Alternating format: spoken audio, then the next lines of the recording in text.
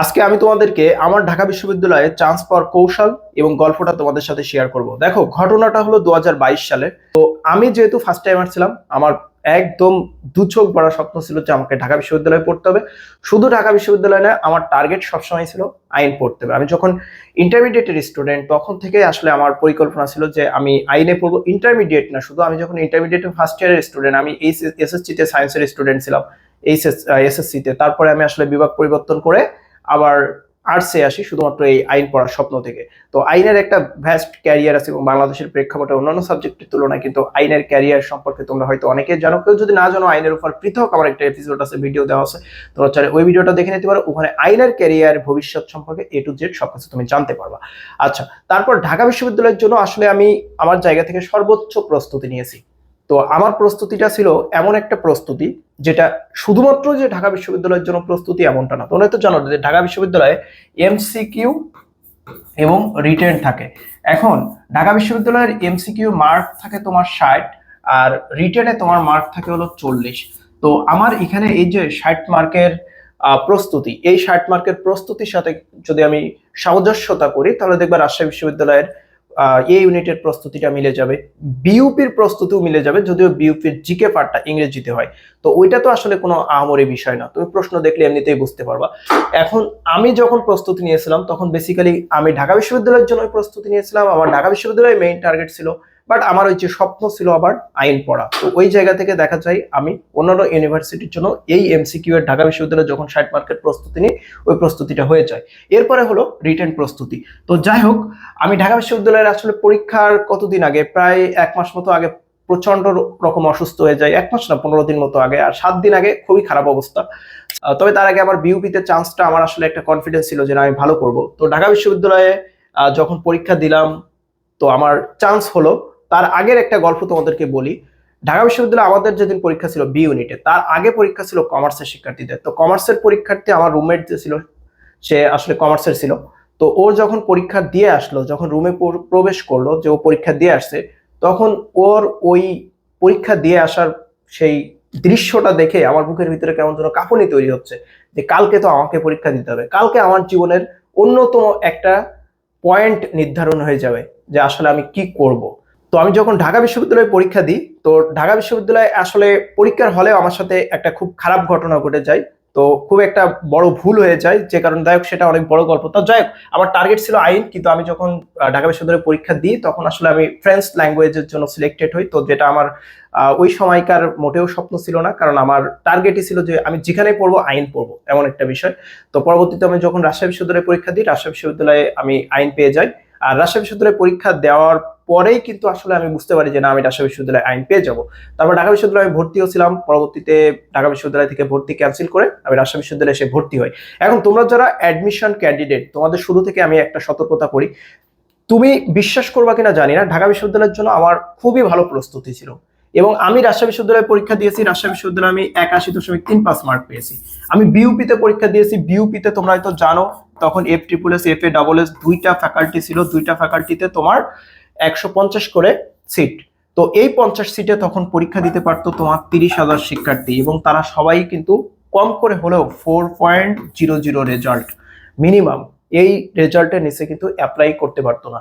তো এই 30,000-এর মধ্যে সিট রয়েছে 250। এই 250 সিটের মধ্যে আবার দেখবা যে 30% শুধু মিলিটারি কোটায় আছে। সো অন্যান্য কোটা কিন্তু ছিল। সো বিইউপিতে চান্স পাওয়াটা আসলে মোস্ট চ্যালেঞ্জিং। তো আমি কিন্তু ঢাকা বিশ্ববিদ্যালয়ের আগে কিন্তু বিইউপিতে পরীক্ষা দিয়েছি। আমি বিইউপিতে দুইটা ফ্যাকাল্টিতেই কিন্তু আমি চান্স পেয়েছিলাম। আমার অনেক ফ্রেন্ড ছিল যারা বিইউপিতে চান্সই পায়নি ঢাকা বিশ্ববিদ্যালয়ে, তারা এখনো পড়াশোনা করতেছে এবং তারা টপ রেজাল্ট করছে, টপ 100-এর মধ্যে মেরিট পজিশন করতে সক্ষম হয়েছে।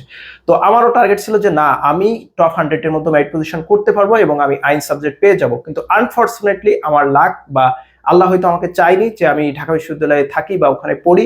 তবে আমার আইন পড়ার স্বপ্ন কিন্তু ভঙ্গুর হয়নি, আমি কিন্তু পরবর্তীতে রাজশাহী বিশ্ববিদ্যালয়ে সুযোগ পেয়েছি। এখন তোমরা যারা ফার্স্ট টাইমার, তোমাদের জন্য আমার এই ঘটনা থেকে কিন্তু অত্যন্ত শিক্ষণীয় একটা বিষয় আছে।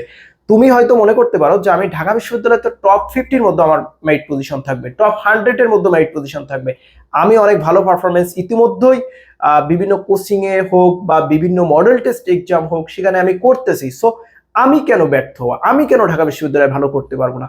আসলে অ্যাডমিশন বিষয়টা অন্যরকম একটা বিষয়। অ্যাডমিশনের তুমি যে 1 ঘন্টা 1.5 ঘন্টা সময় পরীক্ষা দিচ্ছ, এই সময়টা তোমার কাছে ফেভারে নাও থাকতে পারে। এবং এই সময়ে তুমি যে সব সময় ভালো পড়ে ভালো করবা এমনটা কিন্তু সব সময় হয় না।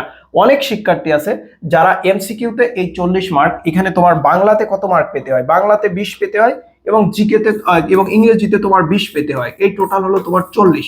তো এই 20-এর হলো তোমার পাস মার্ক হলো প্রত্যেকটা আলাদা আলাদা করে পাস পাস করে। অনেক শিক্ষার্থী আছে যারা 45+ এমসিকিউতে মার্ক পায়, কিন্তু এই রিটেনে যে পাস মার্ক তুলতে পারে না, 4.5 আসে, 4 আসে, 3 আসে, ফেল করে বসে থাকবা। ঢাকা বিশ্ববিদ্যালয়ে যে হাজার হাজার শিক্ষার্থী পরীক্ষা দেয়, তোমরা দেখবা 90% শিক্ষার্থী হলো অ্যাডমিশনে ফেল করে, এবং মাত্র 8 থেকে 10% শিক্ষার্থী ঢাকা বিশ্ববিদ্যালয়ে পাস করে। সো এই জায়গায় তুমি মনে করতে পারো যে না, তোমার অনেক ভালো প্রস্তুতি আছে, তুমি ডেফিনেটলি ভালো করবা। আলটিমেটলি সবসময় ভালো করা যায় না। ভালো প্রস্তুতি থাকা সত্ত্বেও হাজার হাজার শিক্ষার্থী আছে যারা ফেল করে, এবং তারা পরবর্তীতে অন্যান্য জায়গায় ভালো করতেছে। তারা রাবিতে ভালো করতেছে, জাবিতে ভালো করতেছে, তারা চবিতে ভালো করতেছে। তারা কি ভালো স্টুডেন্ট না? তারা যদি ভালো স্টুডেন্ট না হয়, রাজশাহী বিশ্ববিদ্যালয় থেকে যে 17তম বিজিএস অনুষ্ঠিত হলো, সেখানে তোমার 28 জন সহকারী জাজ রিকমেন্ডেড হলো। রাজশাহী বিশ্ববিদ্যালয় বিগত তার আগে 4 বছর ধরে সহকারী জাজে প্রথম হয়েছে রাজশাহী বিশ্ববিদ্যালয় থেকে। তা তোমার কি মনে হয় এই যে শিক্ষার্থীগুলো যারা বিজিএস এর মতো একটা টপ চাকরি করতেছে, বা অন্যান্য জায়গায়, এই যে তোমার সর্বশেষ 17তম বিজিএস এর যে প্রথম হলো সে বরিশাল বিশ্ববিদ্যালয় থেকে, তাহলে ঢাকা বিশ্ববিদ্যালয়ে আমরা জানি লয়ের সব মেধাবী শিক্ষার্থীরা লয়ে পড়ে, মোস্ট অফ দাই সবাই ফার্স্ট চয়েস লয়ে রাখে। তো ওই জায়গার একজন শিক্ষার্থী দেখো, বিজিএস যেটা লয়ের শিক্ষার্থীদের কম্পিটিশন, সেখান থেকে বরিশাল বিশ্ববিদ্যালয়ের একজন শিক্ষার্থী কিন্তু প্রথম হয়ে যাচ্ছে। সো মেধাটা আসলে ডিস্ট্রিবিউট হয়ে যায়। তোমরা মনে করতে পারো যে না, সব মেধাই মনে হয় ঢাকা বিশ্ববিদ্যালয়ে চলে যায়। হ্যাঁ, ঢাকা বিশ্ববিদ্যালয় ডেফিনেটলি একটা ইউনিক বিশ্ববিদ্যালয়। ঢাকা বিশ্ববিদ্যালয়ের একটা গ্রহণযোগ্যতা মানদণ্ড অনেক অনেক বেশি, বিশেষত তার যে টেরিটরির কারণে বা তার যে অবস্থানের কারণে, লোকেশনের কারণে, এটা ডেফিনেটলি অন্য লেভেলের একটা বিষয়। বাট আলটিমেটলি অন্যান্য বিশ্ববিদ্যালয় থেকেও কিন্তু তুমি চাইলে তোমার স্বপ্নের কাছে খুব ভালোভাবে স্মুথলি রিচ করতে পারো। তবে এক্ষেত্রে সাবজেক্ট চয়েসটা মোস্ট ইম্পর্টেন্ট। এবং আমি অনার্সের একদম শেষে এসে আমি এই জিনিসটা ফিল করি যে আমি তখন সঠিক ছিলাম, এবং ডেফিনেটলি আমার ভিতরে এখন বিন্দুমাত্র কোনো রিগ্রেট ফিল হয় না। এবং আমি মনে করি যে আমি সঠিক সিদ্ধান্তটাই নিয়েছি। আমি আইন পড়েছি, এখন আমার যে ক্যারিয়ার, আমার যে ফিউচার, আমি যেটা হোল্ড করতে পারি বা আমি যেটা স্বপ্ন দেখতে পারি, সেটা ডেফিনেটলি আমার জন্য অনেক বড় একটা ব্লেসিং।